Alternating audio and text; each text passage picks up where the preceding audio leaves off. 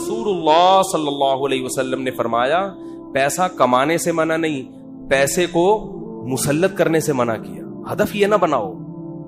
دیکھو پرندہ بھی صبح, پرندہ یہ نہیں کرتا کہ اللہ پہ توکل کرے تو اب گھونسلے میں ہی دھرنا مار کے بیٹھ گیا, میں نے صبح جانا ہی نہیں. یہ کوے جتنے ہیں نا یہ وہیں بیٹھ گئے, لیاری میں بیٹھ گئے اور سرجانی ٹاؤن میں بیٹھ گئے کہ چھوڑو یار اللہ پہ توکل کرنا ہے, رزق خود بخود یہیں آئے گا. اللہ نے کہا نہ تمہیں نکلنا پڑے گا. تو آپ صبح نکلو رزق کے لیے, لیکن تسلی رکھو کہ شام کو انشاءاللہ پیٹ بھرا ہوا ہوگا, میری بنیادی ساری ضرورتیں پوری ہو چکی ہوں گی, اور جب میری اولاد کا ٹائم آئے گا اللہ بچوں کا خرچہ بھی میری جیب میں ڈالے گا. ٹینشن نہ لو کہ 2 بچے ہو گئے تو 3 بچے ہو گئے تو کہاں سے کھلاؤں گا. جس اللہ نے تجھے کھلایا بھائی وہی. دیکھو ماں کی چھاتیوں میں دودھ پہلے پیدا ہوتا ہے, بچہ بعد میں پیدا ہوتا ہے, یہ بتانے کے لیے کہ اس کا پیدا کرنے والا اس کے رزق سے غافل نہیں ہے. ہر چیز میں گوروں کی طرح کیلکولیشن نہ کیا کرو بیٹھ کے. گورے کیا کر رہے ہوتے ہیں, دیکھ رہے ہوتے ہیں میرے پاس ابھی $10,000 ہیں تو ایک بچہ ہو گیا تو اس میں اتنا کیلکولیشن کر کے اتنا بچ رہا ہے, اتنا انویسٹمنٹ کیا, دوسرا ہو گیا تو یہ تو کیلکولیٹر کہہ رہے یہ نہیں ہو سکتا. قرآن کیا کہے گا, او بھائی تو پیدا تو ہونے دے. دیکھو اگر ہم نے یہ دودھ کا پروسیس نہ دیکھا ہوتا تو ہم تو اس ٹینشن میں ہوتے بچہ پیدا ہوگا تو میں تو 2 کلو دودھ اور بھینس کا لگوانا پڑے گا مجھے, میں تو خرچہ نہیں اٹھا سکتا. اللہ کہتے ہیں پیدا ہونے دے, اس کی ماں کی چھاتیوں میں دودھ اسی وقت پیدا کروں گا جب یہ پیدا ہوگا, اس سے پہلے نہیں. ہم کہتے ہیں نہیں پہلے پیدا ہو ہے بھائی, پہلے ماں کی چھاتیوں میں دودھ آئے پھر ہم دیکھیں گے ہاں بھائی آ گیا ہے دودھ, اب بچہ پیدا ہوگا. اللہ کہتے ہیں نہیں, مخلوق کو آنے دو پہلے, رزق بعد میں آئے گا اس کا. تو اس لیے بھائی رزق کمانا ہے, رزق کی ٹینشن نہیں لینی. اب آپ کہہ سکتے ہو کہ ٹھیک ہے ہم رزق کی ٹینشن نہیں لیتے, کماتے ہیں, لیکن ہم تو دیکھ رہے ہیں کمانے کی کوشش کر رہے ہیں, وہ وسیم بھائی کے پاس تو اتنا پیسہ آ گیا, فلاں کے پاس تو اتنا آ گیا, میں وہیں کا وہیں کھڑا ہوں. ہمارے کزن تھے کیا ہیں, وہ تھے سے تھے نہ بن جائے. وہ اکثر کہا کرتے تھے, یہ بات تو کہتے تھے اب نہیں کہتے, اللہ کا شکر اب دیندار ہے, کہتے یار مجھے ٹینشن اس بات کی نہیں ہے کہ میرے پاس پیسہ نہیں ہے, مجھے ٹینشن اس بات کی ہے کہ میرے جتنے دوست ہیں ان کے پاس آ گیا اور میں وہیں کا وہیں. تو یہ ایک مستقل ٹینشن ہے. دیکھو اس کا نبی صلی اللہ علیہ وسلم نے حل کیا بتایا, پرندے کی مثال دی ہے.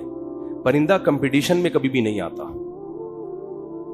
سمجھ رہے ہیں. پرندہ یہ نہیں کرتا کہ وہ والے چڑیا نے وہاں جگہ اس لوکیشن پہ گھونسلہ بنایا بحریہ ٹاؤن کے قریب اور میں لیاری ندی کے اوپر گھونسلہ, نہ.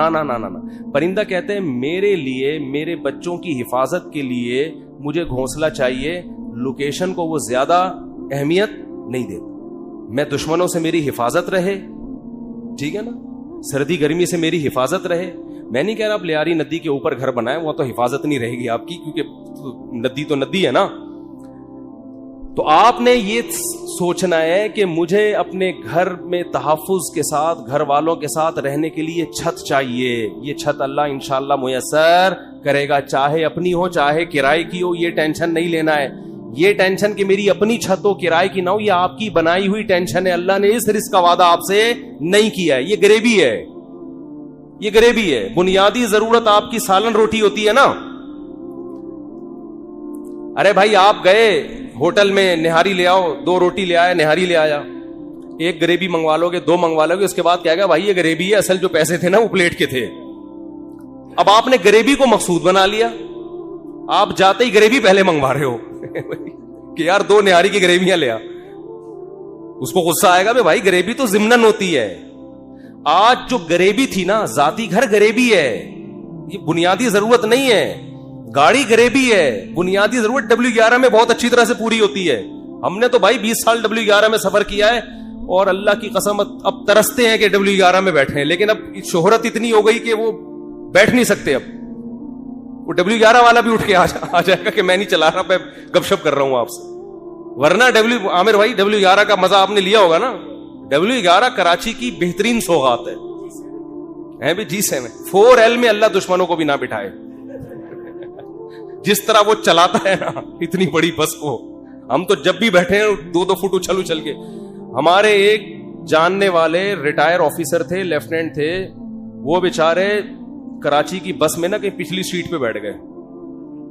اسپیڈ بریکر پہ جب اچھل کے دھڑام سے نیچے گرے, ان کی ریڑھ کی ہڈی میں مسئلہ ہو گیا, اسی میں ان کی موت واقع ہوئی ہے. اور نیوی کا آفیسر بیچارہ جنگوں میں شہید نہیں ہوا جنگوں میں شہادت نہیں ملی ہے, کراچی کی بس نے اٹھا کے پٹخائے اور انا للہ.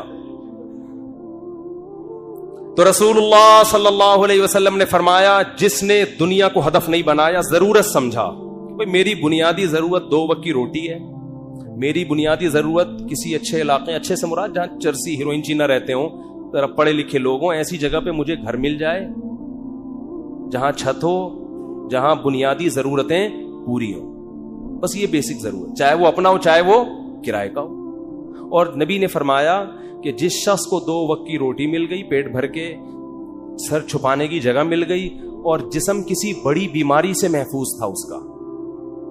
اور ویسے بتاؤں جب یہ لائف اسٹائل ہوگا نا تو جسم بڑی بیماری سے محفوظ ہی ہوتا ہے عام طور پہ. جسم کسی بڑی بیماری سے محفوظ تھا تو آپ صلی اللہ علیہ وسلم نے فرمایا یہ ایسا ہے گویا پوری دنیا کی دولت سمیٹ کے اللہ نے اس کے قدموں میں رکھ دی ہو. اب اگر یہ ٹینشن لے رہا ہے نا بحریہ ٹاؤن کی اور ڈیفنس کی اور ڈی ایچ اے کی وہ اسکیم میں نے تو یہ غریبی کی ٹینشن ہے, یہ دل میں دنیا کی محبت کی علامت ہے. ایسے شخص کو رسول اللہ صلی اللہ علیہ وسلم نے وعید سنائی کہ یہ مالدار بن تو سکتا ہے مگر اس کے سامنے فقر کا پھندا ایسے لٹکا رہے گا جیسے ایک زندہ آدمی کے سامنے پھانسی کا پھندا, موت کا پھندا لٹک رہا ہوتا ہے. جو اس کی کیفیت ہوگی یہ کیفیت اس کی ہوگی. تو بھائی پیسہ کماؤ, پیسے سے دل نہ لگاؤ. اور دل سے پیسہ نکالنے کا طریقہ کیا ہے؟ خرچ کرو. ہمارے حضرت فرمایا کرتے تھے کہ پہلے زمانے میں بزرگان دین کڑک کڑک نوٹ جلوایا کرتے تھے, 5-5 ہزار کے نا, کہتے جلاؤ اس کو. آج اس کی اجازت نہیں ہے, اس میں نقصان ہے, لیکن دل سے نکالنے کے لیے نا جلواتے تھے. تو آپ جلائیں نہیں, خرچ کریں. کبھی کبھار ایسے گڈی نکال کے کسی اچھے ٹرسٹ میں دے دی, کسی غریب کو دے دی. اور سب سے زیادہ مصداق پیسہ خرچ کرنے کا آپ کے قریبی رشتہ دار ہیں, ان کو دو. آج کل لوگوں نے ہدیے رشتہ داروں میں دینا چھوڑ دیا ہے. بس عید بقرعید پہ کوئی کھانا وانا کھلا دیتے ہیں, بھائی بہن کو لفافے میں گڈی ڈالے پکڑا دے, جلے گا. جب یہ دل جلے نا, اتنا صدقہ ہو کہ دل میں آرے چلیں, تو یہ آرے چلنے سے دل آئینے کی طرح شفاف ہو جائے.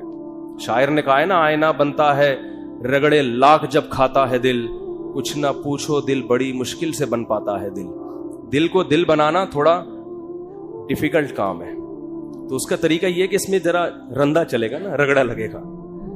جب ہم وہ کیا کہتے ہیں, وہ جو ریگمال سے گھسائی ہوتی ہے نا, تو صدقہ کرتے ہوئے اتنا بھی نہ کرو کہ کل دوسروں سے بھیک مانگنی پڑ جائے, اتنا بھی نہ کرو, لیکن اتنا ہو کہ لگے کہ دل پہ گھسائی ہو, تھوڑا سا تکلیف ہو.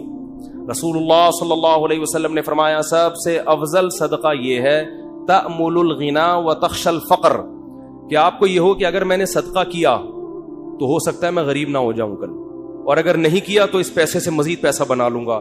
اس کنڈیشن میں جب آپ صدقہ کرو گے تو نبی نے فرمایا یہ صدقہ سب سے افضل ہے. اس میں آپ کا دل بہت جلتا ہے, اور اللہ کا وعدہ ہے کہ جو اللہ کے لیے دیتا ہے وہ غریب تو ہوتا ہی نہیں ہے. صدقے سے کبھی مال ہم نے کبھی نہیں کسی سخی آدمی کو غریب ہوتے دیکھا. تو اس سے دنیا کی محبت کم ہوگی. حدیث مکمل کر کے بس بیان ختم کرتا ہوں. فرمایا جعل اللہ فقرہ بین عینی وفرق علیہ شملا, جب دولت کو ہدف بنائے گا, مسلط کر لے گا, تو فقر کا پھندا اللہ اس کے سامنے لٹکا دیں گے. ہر وقت ڈر لگا رہے گا یار میں غریب نہ ہو جاؤں. پیسہ ہے, پلاٹ پڑے ہوئے, لیکن ڈر لگا رہے گا یار میں غریب نہ ہو جاؤں. دوسرا فرمایا وفرق علیہ شملا, اس کی فکروں کو اللہ بکھیر دیں گے. اتنی ٹینشن ہے, یہ کام بھی ہو جائے, یہ بھی صحیح ہو جائے, یہ والا بھی ہو جائے, پتہ نہیں سارے کام ٹھیک ہوں گے, ایک اٹکا ہوا ہوگا اس کی وجہ سے ٹینشن. وہ یہ نہیں دیکھ رہا کہ میرے سارے کام ٹھیک ہو رہے ہیں, چلو ایک نہیں ہوا تو کیا ہے. تو اس کی فکروں کو اللہ بکھیر دیں گے. اسے پتہ نہیں چلے گا میری اصل ٹینشن ہے کیا, مجھے سکون ملے گا کس چیز میں, اتنی فکریں.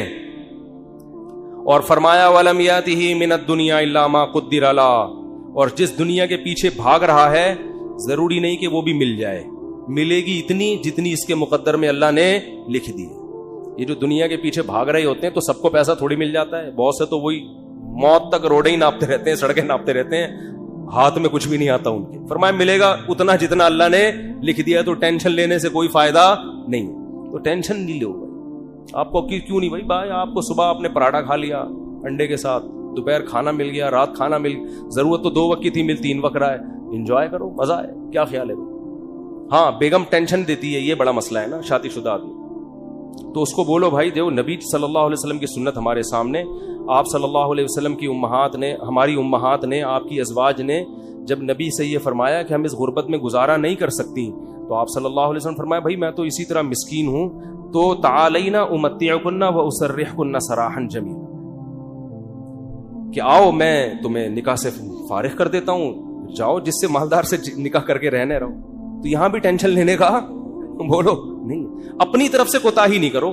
یہ نہیں کہ ادھر پیسے لاکر میں چھپا کے رکھے ہوئے ہیں بینکوں میں, اور بیگم کو یہ بتا رہے جیسے میرے پاس کھانے کو روٹی نہیں ہے, یہ ناجائز ہے, یہ حرام ہے. اگر واقعی قدرت کی طرف سے آپ غریب ہو گئے تو بیگم کو 2 لفظوں میں بتا دیں, بیگم صاحبہ یہی میرے پاس آمدن ہے, اتنی میری تنخواہ ہے, اس میں اتنے ہی انڈے آ سکتے ہیں, اس سے زیادہ میں سٹی اسکول بیکن ہاؤس میں بچوں کو نہیں پڑھا سکتا, رہنے رہو ورنہ پتلی گلی سے نکلو. تو ٹینشن تو لینی نہیں ہے نا, خامخواہ کی ٹینشن کیوں مسلط کی ہوئی ہیں.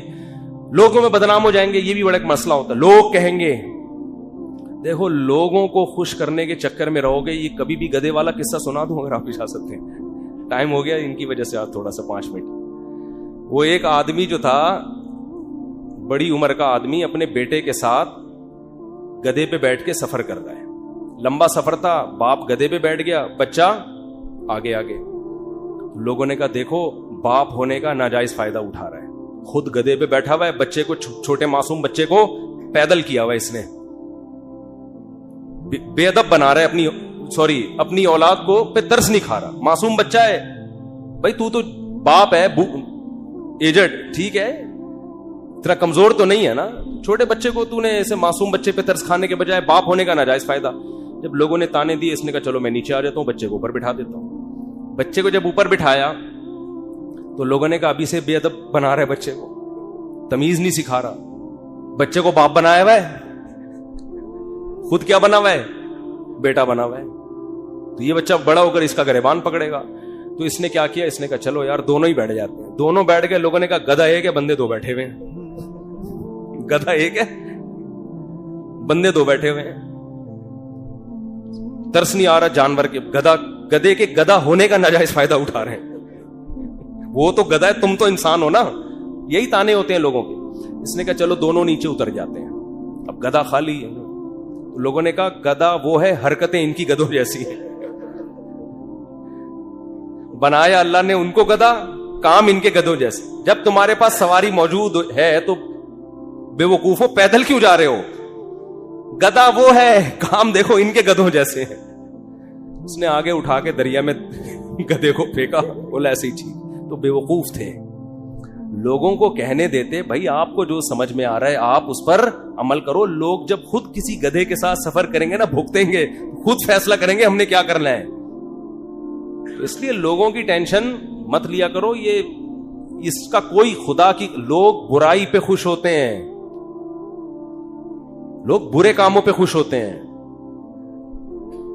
اچھے کاموں پہ لوگ خوش نہیں ہوتے. آپ نے جو کھوپڑی میں آ رہا ہے وہ کرو. جو چیز آپ کی استطاعت میں نہیں ہے اس پہ ٹینشن کس بات کی لے بھائی آدمی.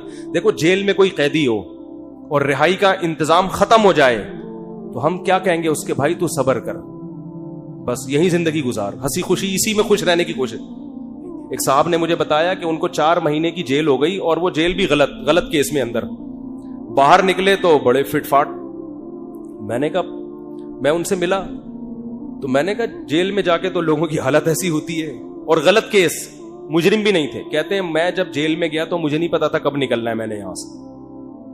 تو کہہ رہے میں نے کہا اب اسی کو انجوائے کرو, کانفیڈنس دے.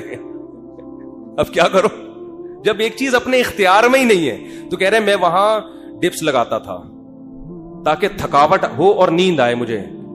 اور اچھا وہ ڈولے شولے بھی نا کافی بن چکے تھے ان کے بڑے. میں نے کہا کیا کر رہے؟ کہہ رہے بھائی ہم ڈپس لگاتے تھے, اٹھک بیٹھک 400 بیٹھیں اوپر نیچے, اور اس طرح میں سارا. اور کہہ رہے جن لوگوں نے یہ کام نہیں کیا وہ دیواروں سے سر مار مار کے پاگل ہو گئے وہ.